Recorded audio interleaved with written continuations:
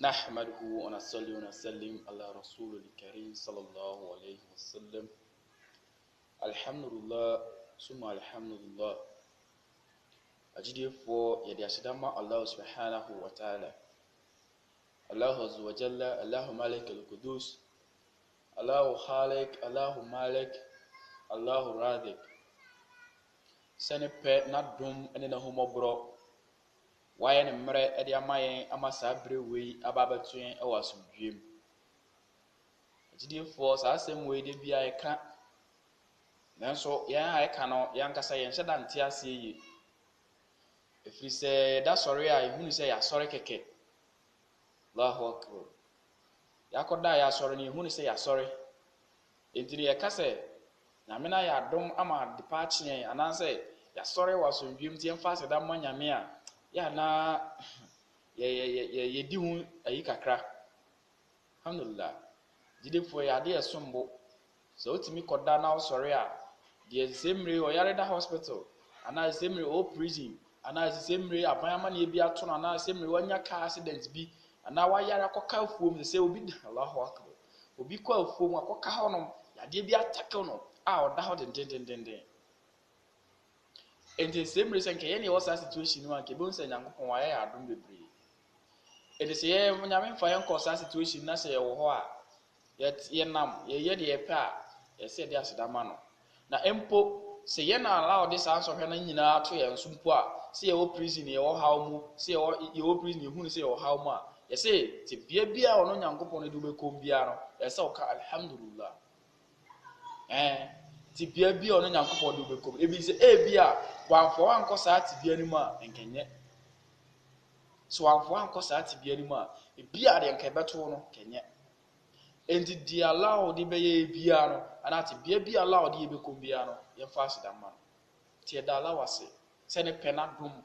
no ama saa tibia ya ye wo mu se ya agidefo esan de asidama Allah. Se ye ba betwa ahia wa ha no ana mpo ye tie ye ho e wa ha. Se wo ha bi ana mpo behwe mo video ya ma ye so na watie de me bekan. Agidefo na ye kasa kakra na ye tu ye ho fo kakra de afa owuo ho. Allahu akbar. Eno na ye final. Itwa bibia so e wo wi ase we. Eye owuo. Se ne otie bia, se ne mmemi gina ha yi. Se ne otie ha yi, se wo tie mi wo he. Se ne ye tie bia wo de ye beko. Enti se yehu ne se da kwa mate moda Nyame aka ho asem aka na wa it's in the way that bang. Okay, na se yehu Allahu akbar. Se yehu owo no so beba se o ya akoda, se o ye penyi, se o ye oba, se o ye bema, se o ye abrewa, se o ye akokora, se o ye hwan, owo no beba na se ba. Enti yemu se ho se ahoboa papa ben ne aya de twen sa owuo we. Ahoboa papa ben ene aya de twen sa owuo we agidefo. Allahu akbar. Sadi we ba o se ye nne, se ye chena, se ye anwumre, se ye anopa ya ye kasai, se ye time ben abeba emfa ho se wo yare, emfa ho se wo nyare. Ye jadi pa bebre wa sori anopa ya owura dwaye dware o na sori ye o so owura de mu sori o si ni ti o ne so be yare ada ho. Allahu akbar. Obi yare at the hospital de o tene ntia hospital so wo hwe no mama wu na de o yare da ho, enti enkyere se wo yare ya na wo bewu, sa wo yare o sa wo nyare o bia betima wu bia. Owo no so ya mandate ade e da wo se obia kra bia Quran di ho dan se kra bia be kan ware abode bia kra bia. Allahu akbar. Agidefo na saa owo we no e beto me na se fa na se na me kasa yi ebia me kasa nwie ana mpo me kasa wie ya ana anwumre ana mpo ochena na se wo no beto me a enti mabra ba me wo mu no ede me ko Nyame anim no owuo no tamɛ de makɔ amuma kɔ hyɛ me Nyankopɔn enti mabrabɔ a me wo mu no mehyia nyame na nyame no ani bɛgye me ho saa so na wo a wotie me the same thing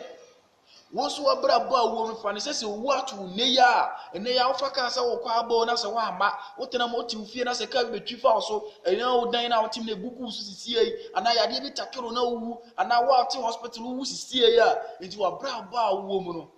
ebetimi de wakɔ Nyankopɔn ani ebema nyame ani agye wo ho Allahu Akbar suban a ye wo mu yi enti se ye wu sisie yi firi wiase we mu a ye be kɔ hyɛ Nyankopɔn ye Nyankopɔn ani agye ye ho ana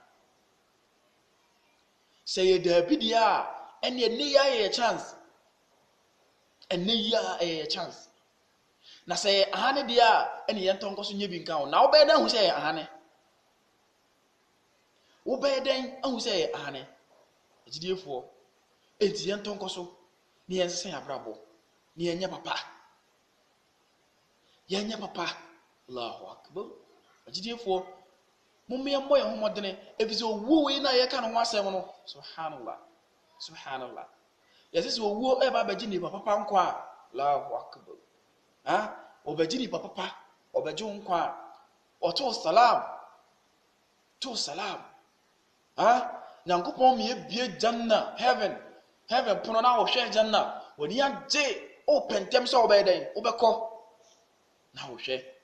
komsheni Muhammad sallallahu alaihi wasallam wase ye gini papa nko a e de sɛ de enwi ɛhyɛ samu na anwi bi ehu akɔhyɛ samu na wo twe afiri samu no mu no wo twe nwi na afiri samu no mu no bɔkɔ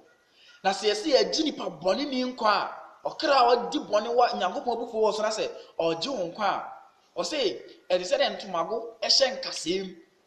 na wo twe ntomago na afiri nkasɛm no mu no onya abuturu wo twe ne sɛ grab by force Allahu Akbar Anabi Idris alayhi salam no mbusa ne sɛ sɛn no obetima describe owo yawo sɛn ne sitie ɔsɛ owo yawo ene hwe sɛ ontimi describe na emom no na emfato ho te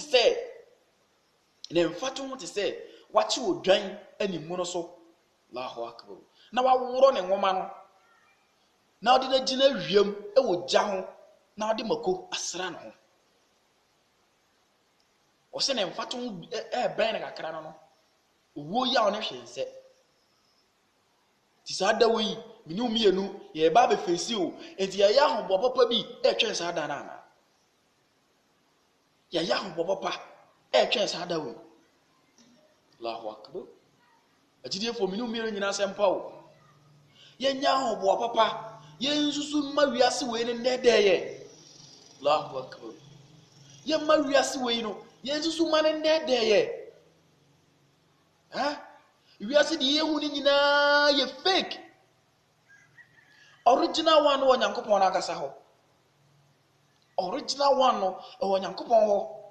Nyankopɔn sɛ wo anigye mako 100 more than 100 de twatwo no de aba wiase we mu ti 99 na aka ni nyina no o janna 99 na aka ni nyina ho eti wiase we dia ye hu ni nyina sɛ ye mma na me ye nige sɛ ye nsa sɛ ye den sɛ ye nwom Allahu Akbar original one o janna de ye hu no wa ha nyina ye fake de